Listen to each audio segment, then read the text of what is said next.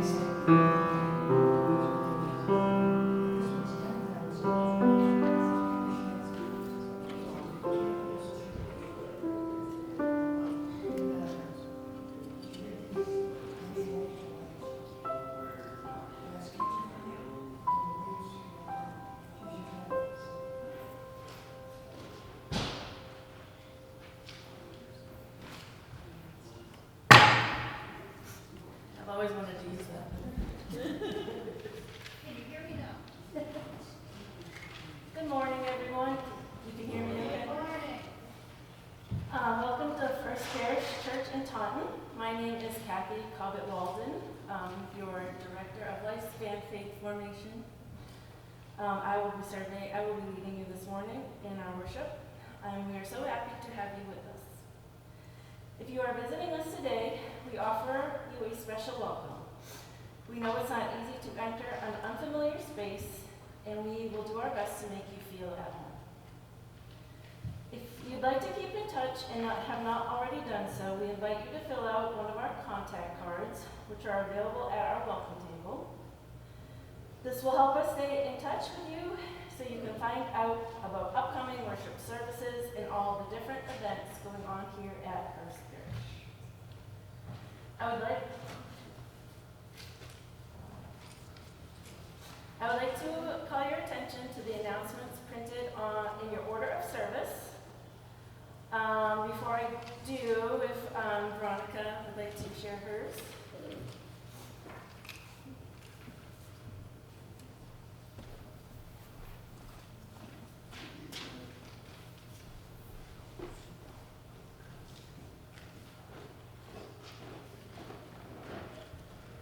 Hi everyone, can you hear me? So I wanted to share this morning as a representative of our board here at First Parish Church in Taunton that we are kicking off our pledge campaign. Woo!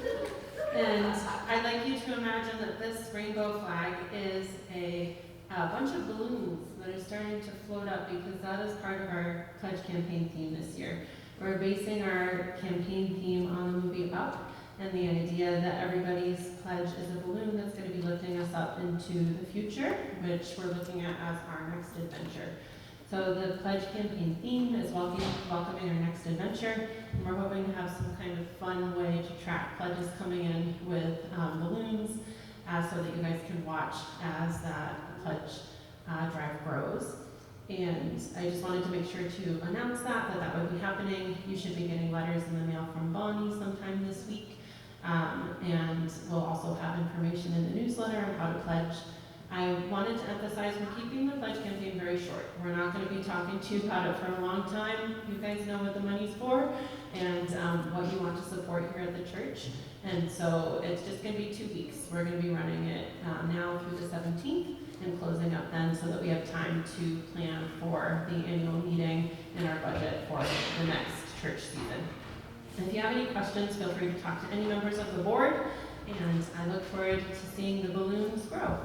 Thanks so much, everyone. Oh, hold on. Sorry.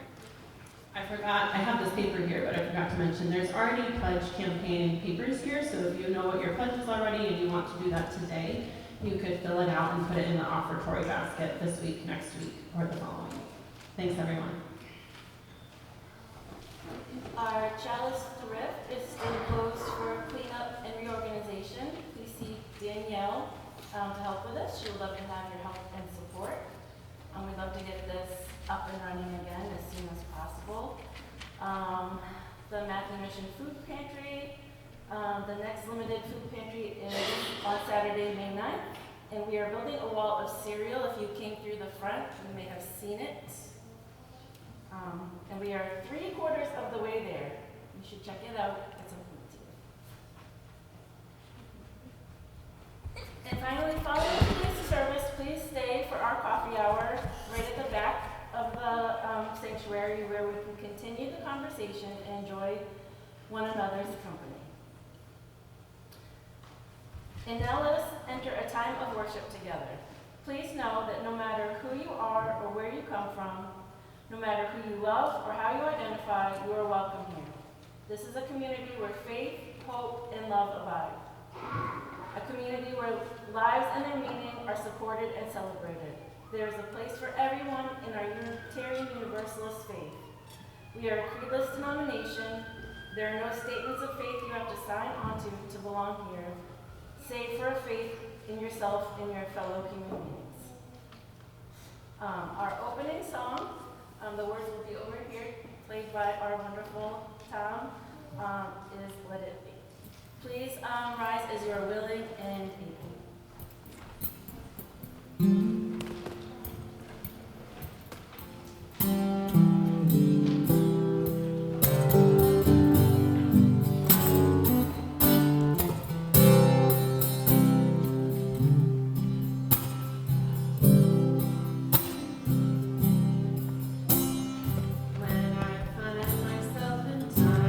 Trouble,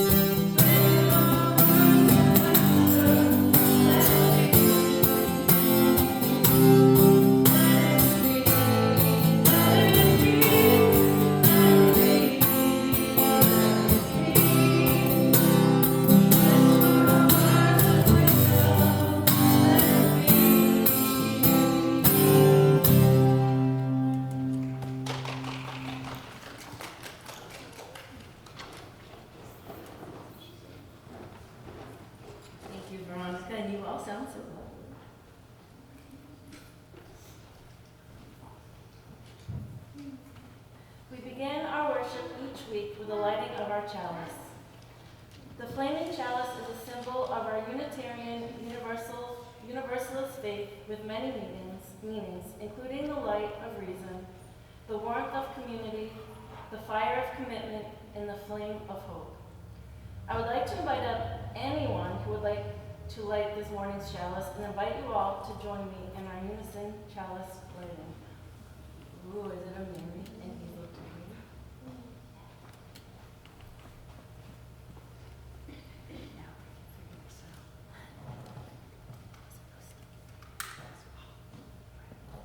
The light from this chalice emboldens us to inspire spiritual growth, to connect with one another, and to serve the wider community in love. Good job. Now I invite you to greet a neighbor, or two or three.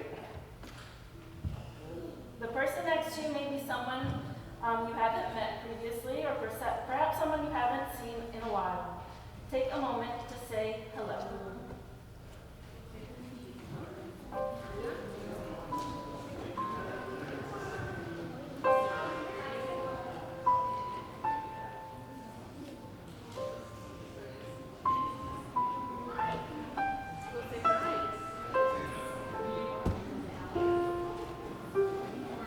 Say, good morning, George. Good morning, Maria. Ready? Huh?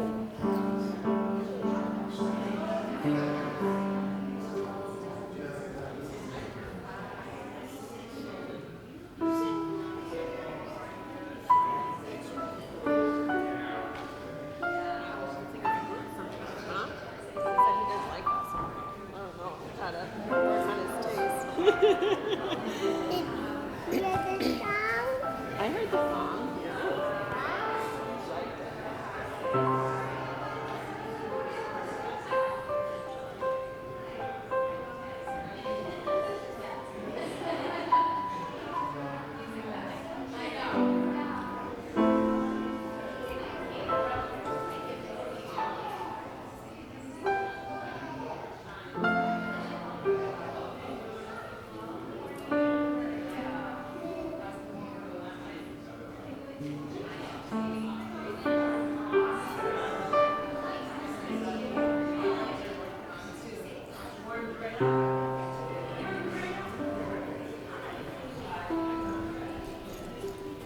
Hi, Tom. Thank you.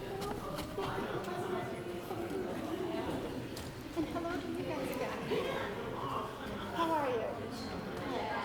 I'm excited. She does a good job. She always does a good job.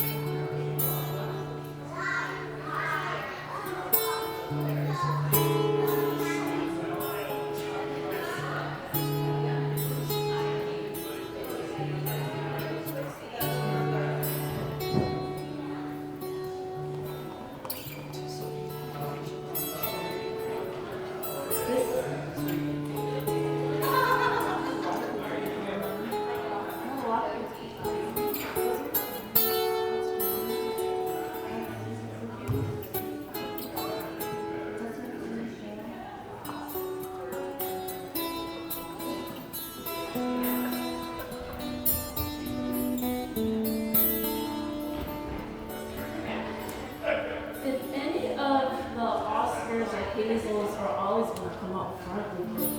Oscar, I see you. I know where you are.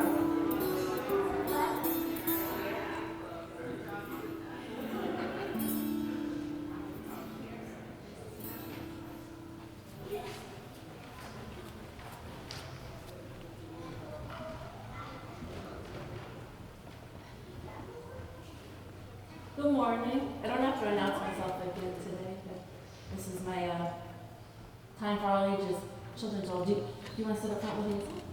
You can? Go for it. Now, the children have an unfair advantage because we read this story together last week. Remember I told you I was going to read it again? Is that okay? All right. I wanted to share with you guys. Many of you might most of you know Chantal. Today is her birthday. And why I brought this story today is the Guatemalan worry dolls are something I found out about a couple years ago. They're kind of like little, you put your worries and your prayers onto them and tuck them under your pillow. And Hazel, I think, has one, she said, or she knew what they were. We talked about last week different ways, like little prayer boxes or the things you put over your dream catchers. But today, I was going to read The Legend of the Worry Doll for Our Time for All Ages. And if Hazel, if you want to help me turn the pages, do you know? You guys are busy, that's totally cool. So this is The Legend of the Worry Doll, written by Tara Lee Grief and illustrated by Haley Moore.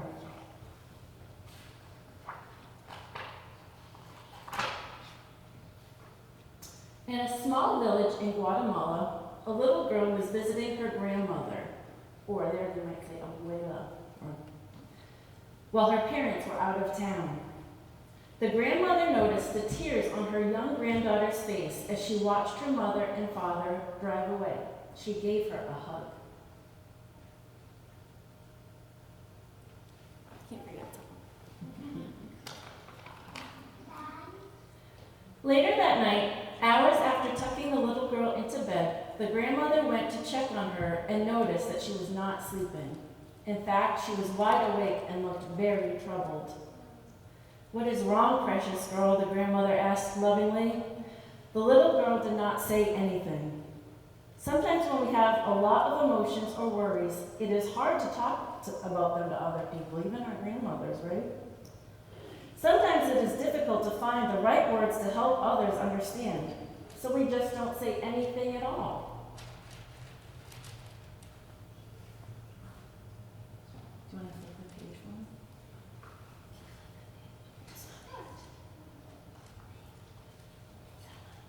Thank you.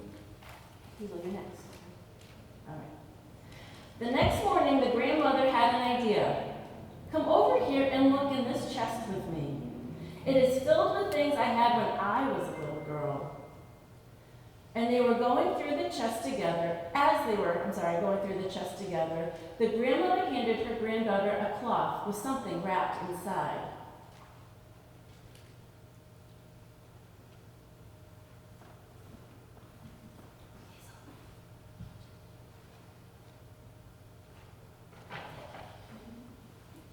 "What's this?" the child asked. She opened it carefully, and inside were little woven dolls made of sticks and bright-colored threads and material. The grandmother replied, "This is something that my own grandmother gave me a long time ago, when I was about your age." "Did you play with them?" the child asked. The grandmother looked down, remembering her childhood, and answered, "No. They had a much more important purpose. Let me tell you a story."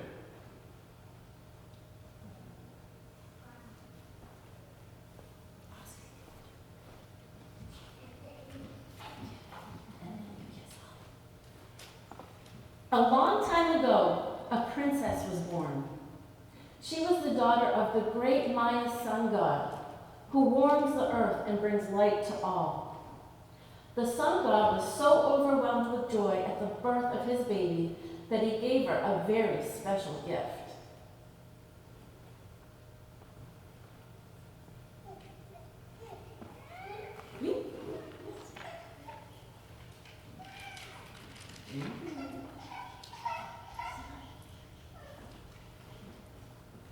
As he stared into her sleeping little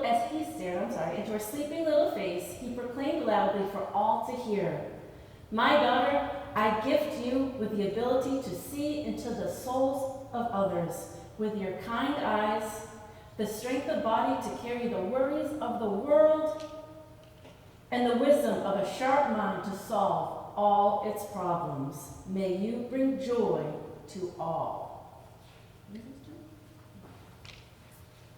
If anyone else wants to turn, just raise your hand.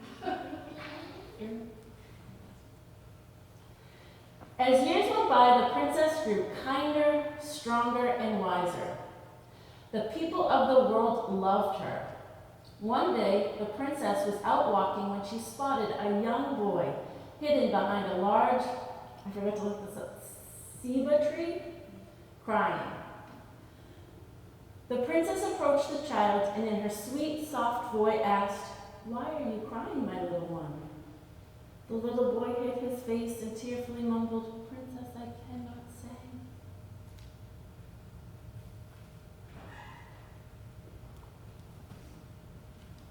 Oscar? Thank you. The princess thought for a moment and then in her wisdom asked, "What if instead of speaking it out loud, you whispered it into my ear?" The child answered miserably, "But my princess, it is too heavy of a burden for me to share with anyone." The princess stared tenderly into the boy's eyes and said, "Did you not know that my father, the sun god, gifted me with the strength to carry all the world's problems? I am very strong." The child stopped crying, but was still hesitant to speak.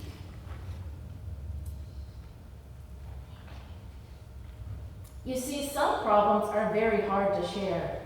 Sometimes they involve other people who we might be afraid of. Sometimes we might feel embarrassed or ashamed. Sometimes we cannot control the problem and feel powerless. Sometimes the problems are bad secrets that we should, making them hard to say out loud. I'll come back. Finally, with much coaxing, the boy whispered the terrible problem into the princess's ear. When he was done, the princess looked at the child with compassion and said, "Cry no more, little one. I will carry this worry for you so that you might feel at peace and rest easy when you go to sleep tonight."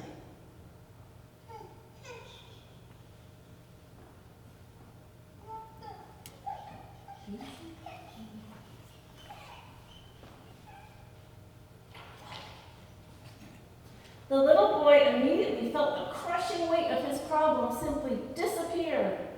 When nightfall came, the child slept peacefully, just as the princess had promised. The little boy woke the next morning and ran to find the princess. With a hug, the child thanked her for her generosity.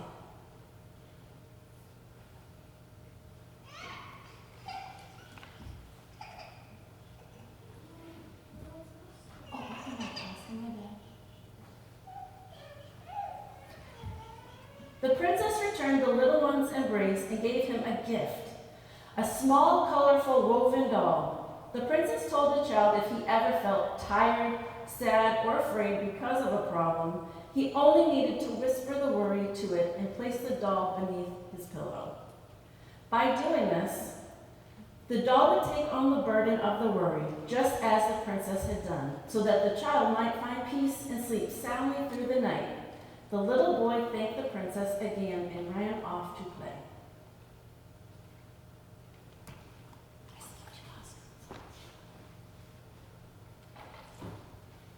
Word spread quickly of the generous princess and the worry doll. Others began to approach the princess and whisper in her ear. They would then be gifted with their own worry doll to bring them comfort. Hazel? Now I'm all out of whack. Go ahead, Hazel. We're going to go ahead now. Thank you. Go ahead. Having found her purpose in life, the princess traveled the world, seeking to help those who were weighed down by sad and fearful thoughts, secrets that needed to be told, or problems that needed to be solved. Everywhere the princess went, she left the colorful and artfully woven dolls to be slipped under pillows to hold the worries of the world. Where's this?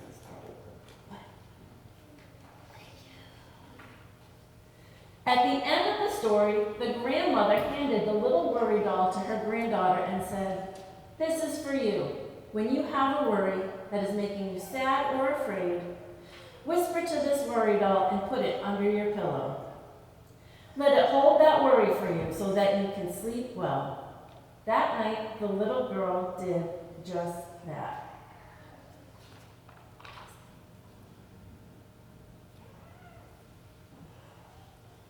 The book ends asking, what would you whisper to your worry doll? But I'm not going to ask you. I thought I would share some of Chantel's culture this morning, and you don't have to have a worry doll, but you can always put your worries somewhere else for a moment, right? All right. Hey kids.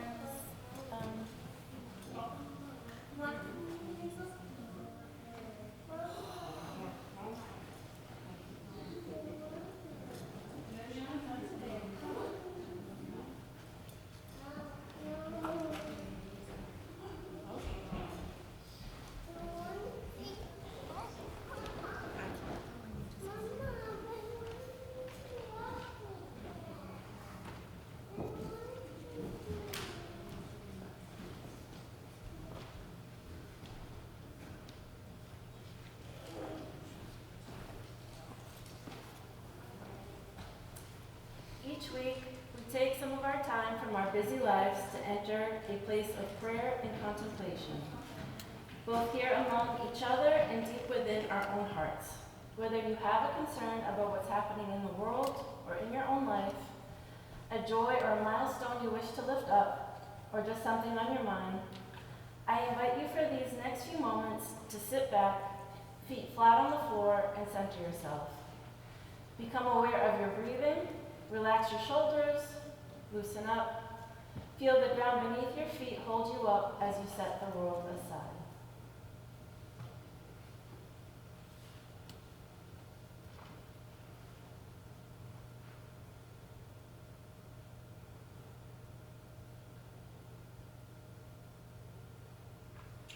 Prayers of healing for my friends Sandy, Lee, and Elaine.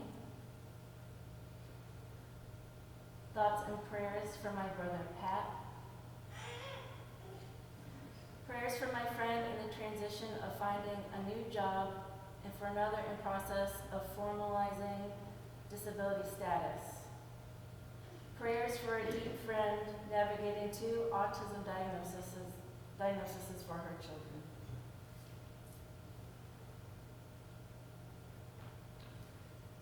Spirit of life and love, God of many names and no name, may the oneness of your goodness and the power of a universal love continue to sustain us as we seek to make our lives and our world whole. Help us as we strive to make sense of the grand scheme of mystery laid before us. We humbly ask that all your prayers and intentions, spoken and unspoken, that all our prayers, be heard. May our pain be healed, our hearts emboldened, and our joys and good works multiplied and made manifest upon the earth. We ask this in the many names of the holy. Amen.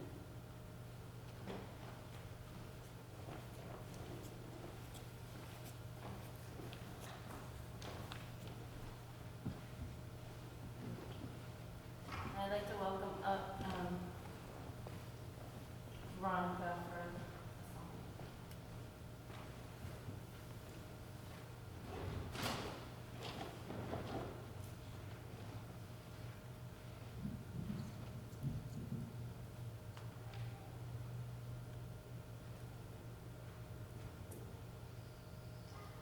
I am my mother, a savage daughter, the one who runs barefoot, cursing sharp stones. I am my mother, a savage daughter, I will not cut my hair, I will not lower my voice. My mother's child is a savage, she looks for her omens in the colors of stones, in the faces of cats, in the falling of feathers, in the dancing of fire, in the curve of gold bones. I am my mother, a savage daughter, the one who runs barefoot, cursing sharp stones. I am my mother, a savage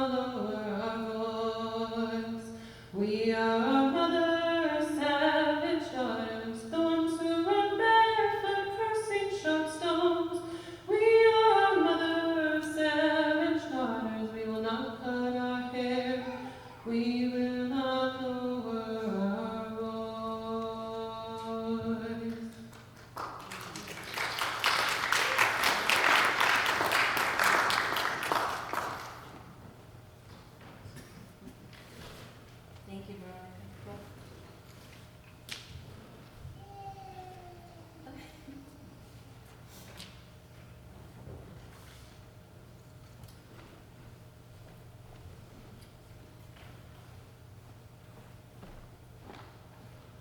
For the reading today, I chose the poem Still I Rise by Maya Angelou. You may write me down in history with your bitter, twisted lies. You may trod me in the very dirt, but still like dust I rise. Does my sassiness upset you? Why are you beset with gloom? Because I walk like got oil wells pumping in my living room? Just like moons and like suns, with a certainty of tides. Just like hope springing high, still I rise. Did you want to see me broken? Bowed head and lowered eyes? Shoulders falling down like teardrops, weakened by my soulful cries. Does my haughtiness offend you? Don't you take it awful hard, 'cause I laugh like I've got gold mines digging in my own backyard. You may shoot me with your words, you may cut me with your eyes, you may kill me with your hatefulness, but still like air I rise. Does my sexiness upset you? Does it come as a surprise that I dance like I've got diamonds at the meeting of my thighs? Out of the huts of history's shame I rise. Up from a past that's rooted in pain I rise. I'm a black ocean, leaping and wide, welling and swelling I bear in the tide. Leaving nights of terror and fear I rise. Into a daybreak that's wondrously clear I rise. Bringing the gifts that my ancestors gave, I am the dream and the hope of the slave. I rise, I rise, I rise.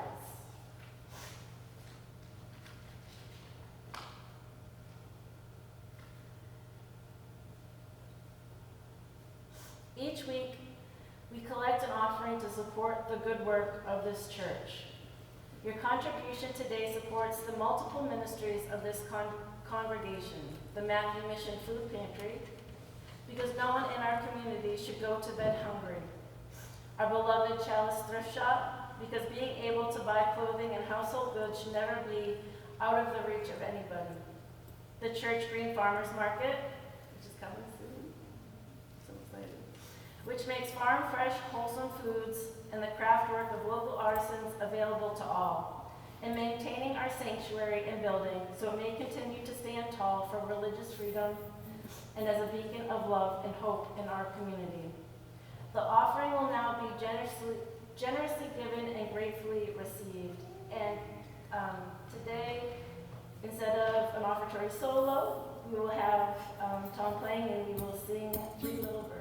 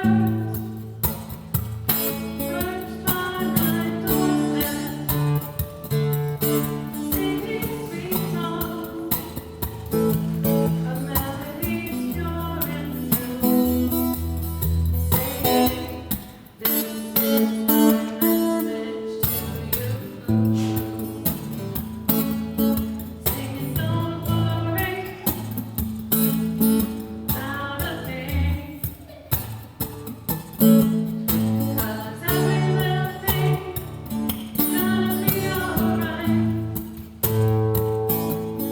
Singing, don't worry about a thing. 'Cause every little thing's gonna be alright. Rise up this morning, smile with the rising sun. Three little birds perched on my doorstep, singing sweet songs of melodies pure and true, saying, "This is my message to you." Singing, don't worry about a thing, 'cause every little thing's gonna be alright. Singing, don't worry about a thing, 'cause every little thing's gonna be alright. Singing, don't worry about a thing, 'cause every little thing's gonna be alright.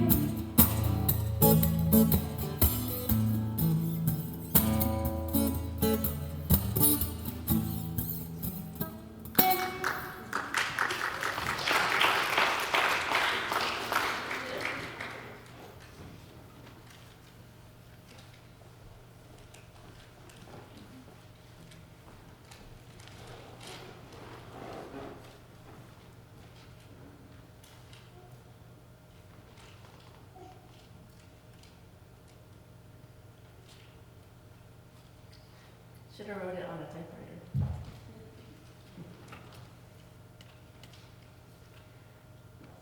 When I was in my early 20s, I had my first apartment with my friends.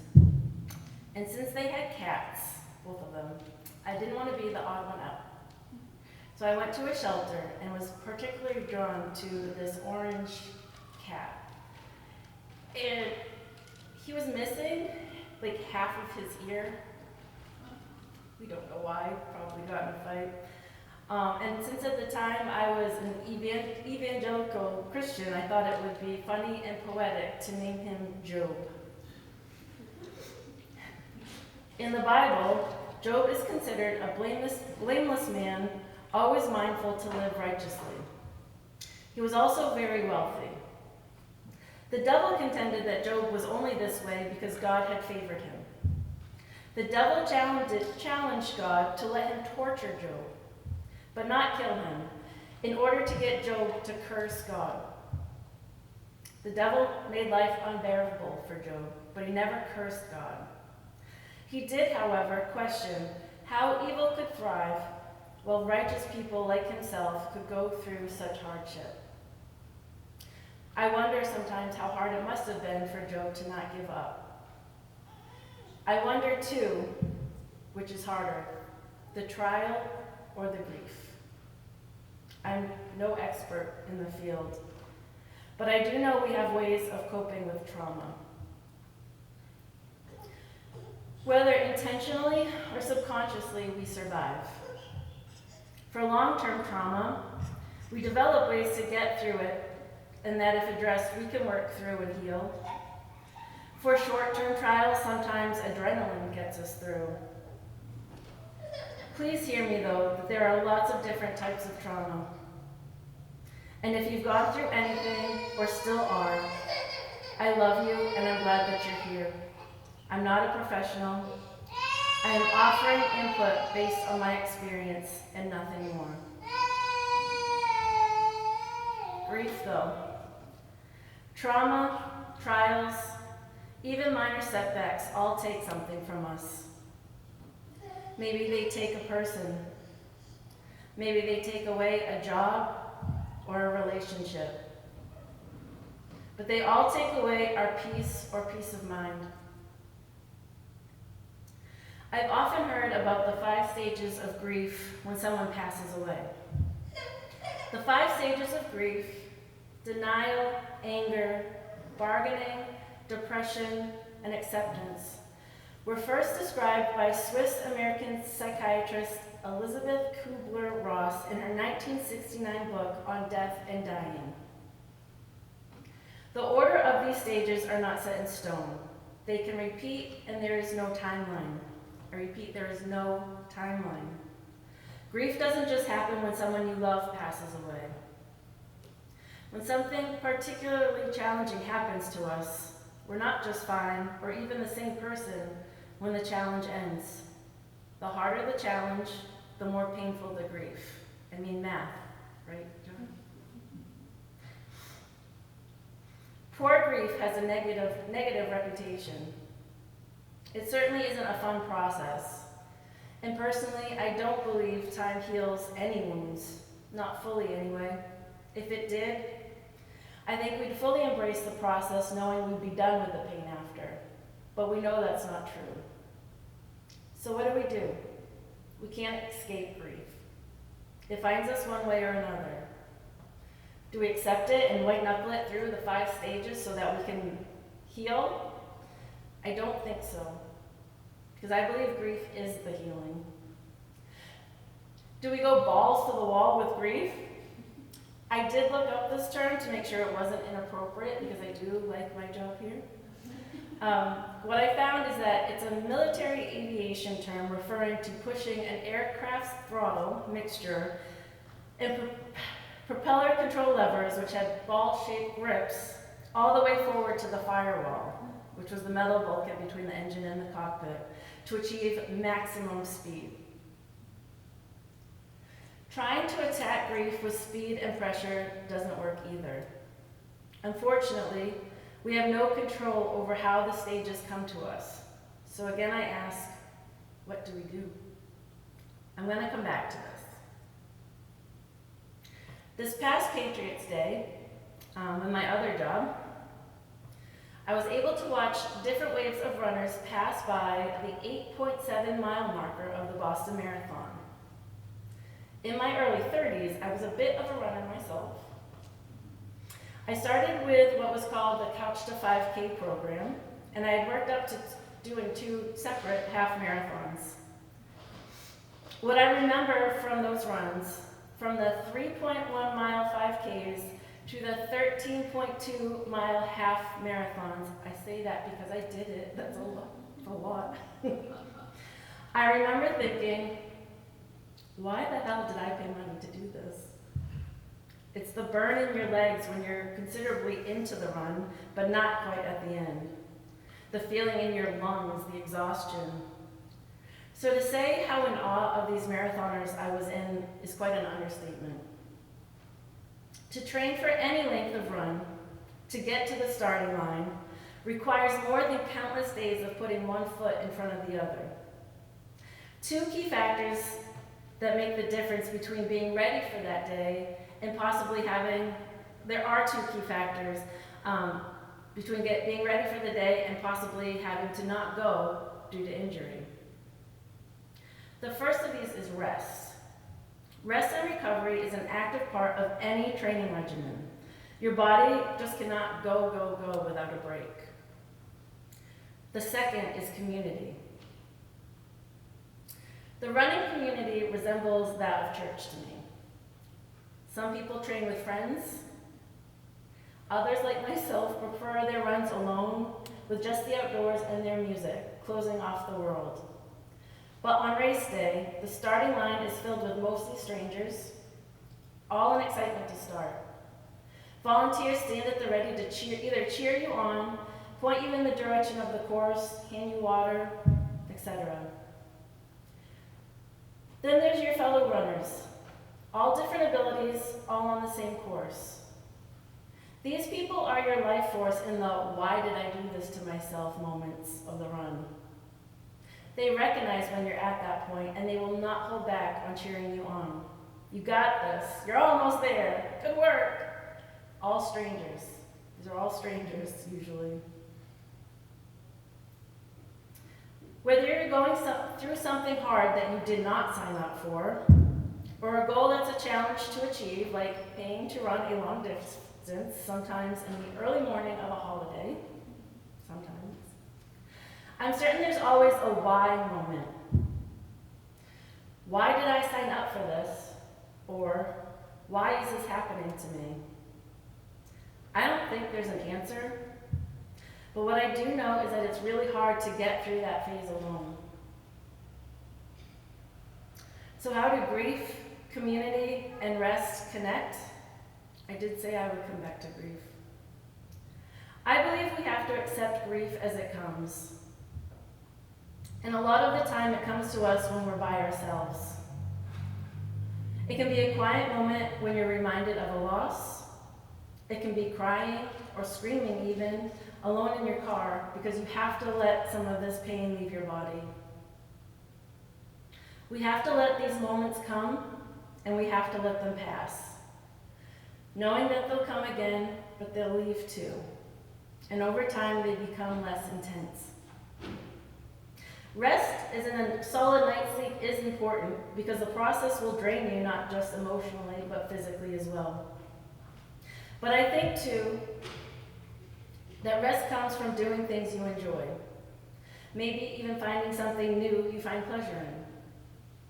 This can seem counterintuitive, like a betrayal to yourself or someone you're missing. But I promise you it is not. This is necessary for your healing. Don't skip what might be small pockets of joy at first. Please, I implore you to accept these as well. Community. Community is necessary. Community is necessary because what stays in the dark festers like mold when the moisture of isolation creeps in. Many, if not all of you here, know what John and myself have been dealing with for quite some time now. Under the guise of privacy, DCF has been having us keep everything to ourselves. And when we had nothing to lose, we went public with what we were dealing with. The support we've received since people have discovered what we have been going through alone and for so long has made it's made an impact. So many people, a lot of whom are in this room, have held us up, validated feelings we thought we were going crazy for having.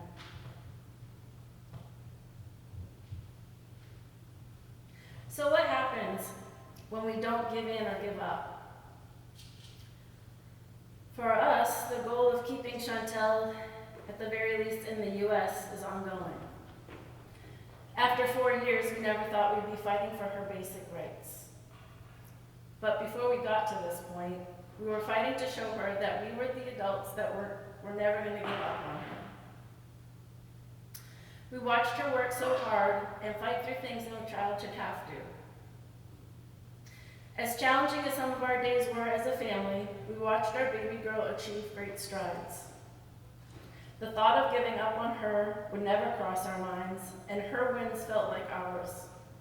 I can only speak for myself, but this keeps me going in her fight. For the marathon runners, not giving up meant crossing the finish line with such pride. 26.2 miles. There's hills. I can't imagine. I'd like you to take a moment. If you're not going through something major right now, I'd like you to think of a goal you might have. And it doesn't have to be anything huge. Personally, I've challenged myself to get back into reading for pleasure. 1 chapter a week. This might seem small, and it should feel small. But for me, there will be obstacles in accomplishing this. Focusing on the words on the page if they're not descriptive enough to jump at me and grab my attention. Chores that need to be done at home, work, Winston. So I've asked my friend, who is an avid reader, if I can check in with her weekly with this goal. Okay, so have you thought of a goal? And you've probably thought about obstacles that might make it hard to achieve. But now I'd like you to experience the feeling of when you accomplish what you sought to finish. Maybe, though, life is too chaotic for goal setting. Maybe you're just getting through right now. I don't need you to establish a goal or think about the work. I do, however, want you to picture yourself when you heal from what you're going through. I want you to experience the relief, the peace you